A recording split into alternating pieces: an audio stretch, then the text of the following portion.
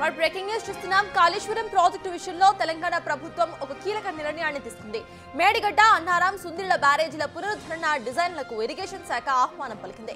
Design ఏజెన్సీలకు ఎంపిక చేసేందుకు ఆసక్తి పత్రాలను ఆహ్వానించింది. ఎన్డీఎస్ఏ నివేదిక ఆధారంగా రీహాబిలియేషన్ అండ్ రిస్టోరేషన్ డిజైన్లకు పూనుకుంది. అక్టోబర్ 15 మధ్యాహ్నం 3 గంటల వరకు ఆసక్తి పత్రాలను సమర్పించవచ్చని తెలిపింది.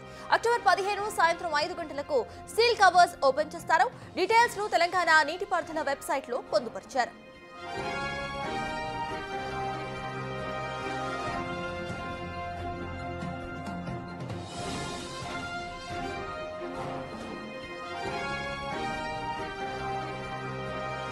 కాళేశ్వరం ప్రాజెక్టు విషయంలో తెలంగాణ ప్రభుత్వం కీలక నిర్ణయం తీసుకుంది.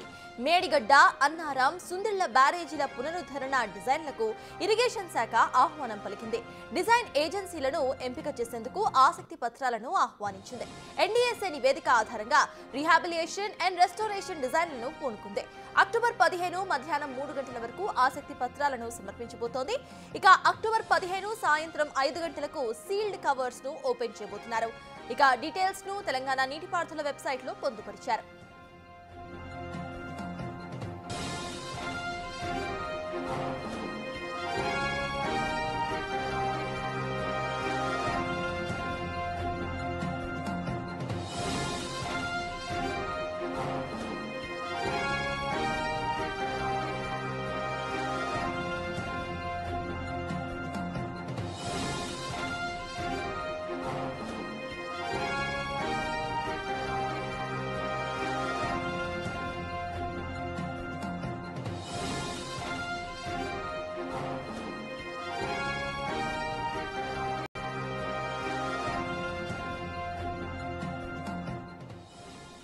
కాళేశ్వరం ప్రాజెక్టు విషయంలో తెలంగాణ ప్రభుత్వం కీలక నిర్ణయం తీసుకుంది. ఇప్పుడు మేడిగడ్డ, అన్నారం, సుందిళ్ల బ్యారేజీల పునరుద్ధరణ డిజైన్లకు ఇరిగేషన్ శాఖ ఆహ్వానం పలికింది. డిజైన్ ఏజెన్సీలను ఎంపిక చేసేందుకు ఆసక్తి పత్రాలను ఆహ్వానించింది. ఎన్డీఎస్ఏ నివేదిక ఆధారంగా రీహాబిలియేషన్ అండ్ రెస్టోరేషన్ డిజైన్లకు పూనుకుంది. అక్టోబర్ 15 మధ్యాహ్నం 3 గంటల వరకు ఆసక్తి పత్రాల సమర్పించుకునేందుకు అవకాశం ఉన్నట్టుగా తెలిపింది. అక్టోబర్ 15 సాయంత్రం 5 గంటలకు సీల్డ్ కవర్స్ ఓపెన్ చేస్తారు. డీటెయిల్స్ ను తెలంగాణ నీటిపారుదల వెబ్సైట్ లో పొందుపరిచారు.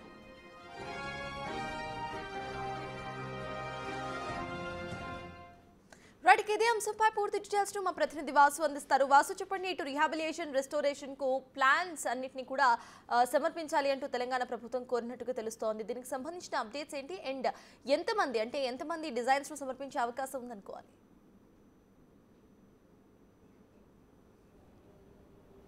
సర్తాజ్, తెలంగాణకు సంబంధించి ఇరిగేషన్ శాఖ ఒక కీలక నిర్ణయం తీసుకుంది. మేడిగడ్డతో పాటు సుందిళ్ల బ్యారేజీలకు సంబంధించి కూడా అన్నారం, ఈ 3 బ్యారేజీల పునరుద్ధరణకు తెలంగాణ ప్రభుత్వం ఒక నిర్ణయం తీసుకుంది. దీనికి సంబంధించి ఈరోజు ఒక ప్రకటన కూడా విడుదల చేసింది. ప్రధానంగా వెబ్సైట్లో కూడా ఈ యొక్క వివరాలు అందుబాటులో ఉంచింది. అయితే ప్రధాన ఉద్దేశం ఏంటంటే ఎన్డీఎస్ఏ నివేదిక ఆధారంగా కూడా రీహాబిలిటేషన్, రిస్టోరేషన్ సంబంధించి కూడా టెండర్లు పిలిచేందుకు గాను ఆయా కంపెనీలకు కూడా ఒక ప్రకటన విడుదల చేసింది. ఈ నేపథ్యంలో ఆసక్తి ఉన్నవారు కూడా ఈ టెండర్లు డిజైన్స్ మొదటగా ప్రస్తుతం ఆ కంపెనీకి సంబంధించి ఆ ప్రాజెక్టుకు సంబంధించిన డిజైన్లు పంపాలి. ఆ డిజైన్లకు సంబంధించి గడువు కూడా అక్టోబర్ 15 సాయంత్రం 3 గంటల లోపు ఈ యొక్క డిజైన్లు ఆయా కంపెనీలు పంపాలి. ఆ తర్వాత అదే రోజు సాయంత్రం 5 గంటలకు ఆ సీల్డ్ కవర్లో వచ్చినటువంటి డిజైన్లను ఓపెన్ చేస్తుంది. ఏ డిజైన్ అయితే నాణ్యతతో పాటు డిజైన్తో పాటు స్ట్రాంగ్నెస్ సంబంధించినటువంటి వ్యవహారం పైన ఎవరైతే మంచి డిజైన్ పంపుతారో అది నిర్ణయించే అవకాశం ఉంది. ఇవన్నీ కూడా సీల్డ్ కవర్లో పంపాలని కూడా ఇప్పటికే ఒక ప్రకటన విడుదల చేసింది ఇరిగేషన్ శాఖ. ఆ వివరాలను కూడా వెబ్సైట్లో ఉంచడం జరిగింది. అంటే ఇప్పటిదాకా కూడా కాళేశ్వరం ప్రాజెక్టుకు సంబంధించి ప్రధానంగా ఉన్నటువంటి మేడిగడ్డ పూర్తిగా కుంగిపోయిన నేపథ్యంలో కావచ్చు, ఇక మిగతా 2 బ్యారేజీలకు సంబంధించి అన్నారం, సుందిళ్ల బ్యారేజీలు కూడా డ్యామేజ్ అయినటువంటి నేపథ్యంలో వీటిని పూర్తిగా మళ్ళీ పునరుద్ధరించి వాటిని ప్రజలకు ఉపయోగంగా ఉండే విధంగా చేయాలన్న ఉద్దేశంతో కూడా ప్రభుత్వం యొక్క కీలక నిర్ణయం తీసుకుంది. దీనికి సంబంధించి గతంలో చేపట్టినటువంటి కంపెనీకి సంబంధించి వాళ్ళని పక్కబెట్టినట్టుగా మనకు సమాచారం ఉంటుంది.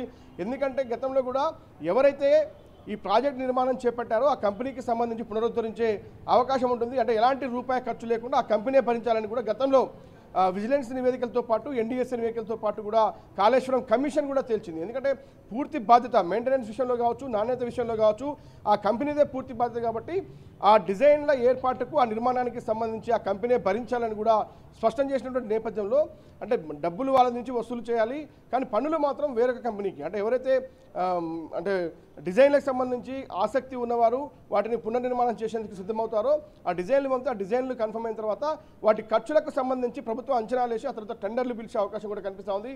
అంటే చాలా స్పీడప్గా అక్టోబర్ 15 లోపల ఈ డిజైన్లన్నీ కూడా పంపాలని చాలా స్పష్టంగా ఈ యొక్క ప్రకటనలో పేర్కొంది. కాబట్టి అక్టోబర్ 15 సాయంత్రం 3 గంటల లోపు కూడా ఆ కంపెనీలు ఈ మూడు బ్యారేజీలకు సంబంధించి పునరుద్ధరణ అంశానికి సంబంధించి డిజైన్లు అయితే పంపబోతా ఉన్నారు. అదే రోజు సాయంత్రం 5 గంటలకు ఆ ఓపెన్ షీల్డ్ కవర్లు కూడా ఓపెన్ చేసి ఆ డిజైన్ను ఎంపిక చేయబోతా ఉన్నారు. అయితే వాసు, ప్రెసెంట్ గతంలో జరిగిన తప్పిదాలు మళ్ళీ జరగకుండా ఎటువంటి జాగ్రత్తలు తీసుకునే అవకాశం ఉందనుకోవాలి? ఎందుకంటే ఇటు చాలా మంది బిడ్ చేసే అవకాశం ఉందనుకోవాలి ఇటు డిజైన్స్లో. సో ఏ డిజైన్ సెట్ అవుతోంది, గతంలో జరిగిన తప్పిదాలు మళ్ళీ రిపీట్ అవ్వకుండా ఎవరికి బాధ్యతలు అప్పచెప్తే కరెక్ట్ అనే కోణంలో మళ్ళీ ఏమైనా కమిటీను కానివ్వండి లేకపోతే స్పెషల్గా ఒక టీంను ఏర్పాటు చేసే అవకాశం ఉందనుకోవాలా? ఎస్, ఖచ్చితంగా కూడా ఇరిగేషన్ శాఖకు సంబంధించి ఇప్పటికే పలుమార్లు అనేక అంటే క్యాబినెట్ మీటింగ్తో పాటు ముఖ్యమంత్రి రేవంత్ రెడ్డితో పాటు అనేక సార్లు ఆ శాఖ మంత్రి ఉత్తమ్ కుమార్ రెడ్డి కూడా అనేక సార్లు ఏం చేయాలి ఈ 3 బ్యారేజీల విషయంలో పునరుద్ధరణ చేయాలా, ఎందుకంటే ₹1,00,000 కోట్ల పైచిలుకు డబ్బులతో తెలంగాణ ప్రజాధనాన్ని ఉపయోగించిన నేపథ్యంలో కూడా ప్రాజెక్టు నిరుపయోగం కాకుండా ఉండేందుకే ప్రభుత్వం నిర్ణయించింది. కాబట్టే ఈ 3 బ్యారేజీలను పునరుద్ధరణ చేపట్టాలని ప్రభుత్వం నిర్ణయించింది. కాబట్టి పూర్తిగా కూడా నాణ్యత విషయంలో గతంలో ఏదైతే డిజైన్ల విషయంలో కూడా ఎంపిక చేసిందో ఎలాంటి అంటే ప్రభుత్వం పెద్దలు సొంతంగా నిర్ణయాలు తీసుకున్న నేపథ్యంలోనే ఈ డ్యామేజ్ జరిగిందని ఇప్పటికే పలు విచారణలో తేలింది.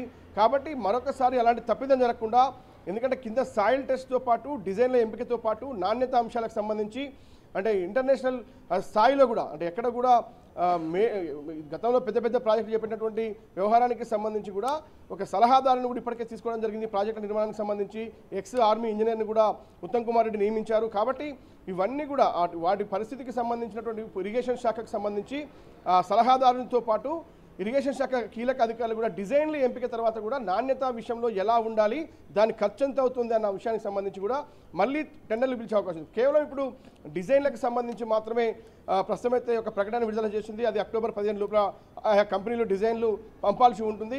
కానీ చాలా పెద్ద ఎత్తున కూడా అంటే ఇతర రాష్ట్రాల నుంచి కావచ్చు, ఇతర ప్రాంతాల నుంచి కూడా అవసరమైతే దీనికి డిజైన్లకు సంబంధించినటువంటి టెండర్లు అయితే పడే అవకాశం కనిపిస్తూ ఉంది. కాబట్టి అన్ని టెండర్లను పరిశీలించిన తర్వాత దీంట్లో డిజైన్ ఏది బాగుందో దాన్ని నిర్ణయిస్తుంది. ఆ డిజైన్ సంబంధించి ఖర్చు ఎలా ఉండబోతుంది, ఎందుకంటే చాలా పెద్ద ప్రాజెక్టు ₹1,00,00,000 కూడుకున్న పని కాబట్టి ఖచ్చితంగా పునరుద్ధరణ అంటే ఇప్పుడున్న వాటిని తొలగించాలి, మళ్ళీ కొత్తగా నిర్మించాలి. కాబట్టి ఇవన్నీ అనేక అంశాలు ముడిపడి ఉన్నాయి. కింద సాయిల్ టెస్ట్ నుంచి నాణ్యత విషయంలో ఎలాంటి ప్రమాణాలు పాటించాలి, డిజైన్ల విషయంలో ఏ డిజైన్ అయితే అక్కడ సెట్ అవుతుంది అన్న అంశానికి సంబంధించి. కాబట్టి మేడిగడ్డ సంబంధించినటువంటి పునరుద్ధరణ విషయంలో కూడా పూర్తిగా కూడా తొలగించి నిర్మించాల్సినటువంటి అవసరం కనిపిస్తూ ఉంది. అంటే పగుళ్ళకు సంబంధించి కావచ్చు, పూర్తిగా గేట్లు కొట్టకపోయిన అంశానికి సంబంధించి కావచ్చు, అంటే అక్కడ ఉన్నటువంటి డిజైన్ల లోపం వల్ల ఇది జరిగింది, నాణ్యత లోపం వల్ల జరిగింది. కాబట్టి తదుపరి నిర్మాణంలో కూడా మరొకసారి అలాంటి తప్పిదాలు చేయకుండా ఖచ్చితంగా కూడా పటిష్టంగా ఈ బ్యారేజీల నిర్మాణానికి సంబంధించి తెలంగాణ ప్రభుత్వం పూనుకుంది. కాబట్టి అక్టోబర్ 15 లోపల కూడా ఆ డిజైన్ల ఎంపికకు సంబంధించి మాత్రం నిర్ణయం తీసుకోబోతుంది. ఆ తర్వాత టెండర్లు పిలిచి ఏడాది లోపలే మొత్తంగా పూర్తిగా ఈ ప్రాజెక్టును కంప్లీట్ చేసే యోచనలో ప్రస్తుతం తెలంగాణ ప్రభుత్వం ఉంది. అయితే వాసు, డిజైన్స్ అక్టోబర్ 15 వరకు రాబోతున్నాయి కనుక అంటే అది డెడ్ లైన్ కనుక ఆ తర్వాత ఎన్ని రోజులు టైం తీసుకునే అవకాశం ఉందనుకోవాలి ఫైనల్ డిజైన్ను ప్రకటించడానికి? దానికి సంబంధించి గవర్నమెంట్ ఎలాంటి అప్డేట్స్ ఇస్తోంది? ఎస్, అక్టోబర్ 15 అంటే దాదాపు సమయం కొద్ది సమయమే ఉంది. దాదాపుగా డిజైన్లు వచ్చిన తర్వాత ఆ డిజైన్ల ఎంపికకు సంబంధించి ఇరిగేషన్ శాఖ అధికారులు, ఇరిగేషన్ శాఖ సలహాదారులతో కూడా ఒక నిర్ణయం తీసుకొని గతంలో ఉన్నటువంటి డిజైన్లు ఏంటి, వాటి ఏ లోపం వల్ల ఈ బ్యారేజీలు కుంగిపోయాయి, కూలిపోయాయి అనే అంశానికి సంబంధించి కూడా వాటికి భిన్నంగా డిఫరెంట్గా స్ట్రాంగ్గా ఉండే విధంగా గతంలో ఆయా కంపెనీలు ఎలాంటి ప్రాజెక్టులు చేపట్టారు, ఆ ప్రాజెక్టుల నాణ్యత ఏంటి, వాళ్ళ యొక్క వర్క్ స్టైల్ అంటే అవన్నీ కూడా పరిశీలించిన తర్వాత కూడా ఇరిగేషన్ శాఖ ఒక కీలక నిర్ణయం ఆ తర్వాత ముఖ్యమంత్రి రేవంత్ రెడ్డితో చర్చించి ఫైనల్ చేసే అవకాశం కనిపిస్తూ ఉంది. ఇక నిర్మాణానికి సంబంధించి కూడా ఖచ్చితంగా ఆయా కంపెనీలకు ఉన్నటువంటి బ్యాక్గ్రౌండ్తో పాటు వాటికి ఉన్నటువంటి నెట్వర్క్తో పాటు గతంలో చేపట్టిన ప్రాజెక్టులు అన్నీ కూడా పరిశీలించిన తర్వాతనే ఒక కీలక నిర్ణయం తీసుకునే అవకాశం ఉంది. ఎందుకంటే గతంలో జరిగినటువంటి తప్పిదానికి సంబంధించి ₹1,00,000 కోట్ల ప్రజాధనం దుర్వినియోగం కావడం కావచ్చు, మరోపక్క మళ్ళీ తిరిగి కోట్ల రూపాయలు వెచ్చించాల్సినటువంటి పరిస్థితి మళ్ళీ ఏర్పడ్డది. కాబట్టి మరొకసారి ఇప్పటికే తెలంగాణ రాష్ట్రం ఆర్థిక వ్యవస్థ పైన పూర్తిగా కూడా బడన్ పడ్డటువంటి నేపథ్యం. అంటే 1,00,000 కోట్ల రూపాయలు కాళేశ్వరం ప్రాజెక్టుకు వెచ్చించిన నేపథ్యంలో కూడా పూర్తిగా ఫైనాన్షియల్గా ఇబ్బందుల్లో ప్రభుత్వం ఉన్నటువంటి పరిస్థితి కనిపిస్తుంది. కాబట్టి మరొకసారి ప్రజాధనాన్ని వెచ్చించి ఈ యొక్క ప్రాజెక్టు పునరుద్ధరణ చేపడుతున్న నేపథ్యంలో ఖచ్చితంగా కూడా తద్వారా ప్రజలకు ఉపయోగకరంగా ఉండాలి, రైతులకు ఉపయోగకరంగా ఉండాలి, అన్ని అవసరాలు తీరే విధంగా ఉండాలి, ప్రభుత్వం పైన కూడా భారం పడకుండా ఉండాలి. అంటే వీటన్నిటిని పరిశీలించిన తర్వాతనే ఒక నిర్ణయం తీసుకునే అవకాశం ఉంది. ప్రస్తుతానికి కేవలం డిజైన్లకు సంబంధించినటువంటి ప్రకటన మాత్రమే విడుదల చేసింది. ఆ తర్వాత టెండర్ల విషయంలో ఎంత డబ్బు ఖర్చు అవుతుంది, ప్రభుత్వం దగ్గర ఉన్నటువంటి ఆర్థిక పరిస్థితి ఏంటి, ఎలాంటి కంపెనీకి ఎలాంటి నాణ్యత విషయంలో ఎలాంటి జాగ్రత్తలు తీసుకోవాలనే అంశంపైన అన్ని పరిశీలించి మరికొంత సమయంలో ఒక నెల 2 నెలల సమయం తర్వాత కూడా టెండర్లు పిలిచే అవకాశం కూడా కనిపిస్తుంది. ఆ టెండర్ల తర్వాత ఇమీడియట్లీ వర్క్ స్టార్ట్ చేసే పరిస్థితి కూడా కనిపిస్తుంది.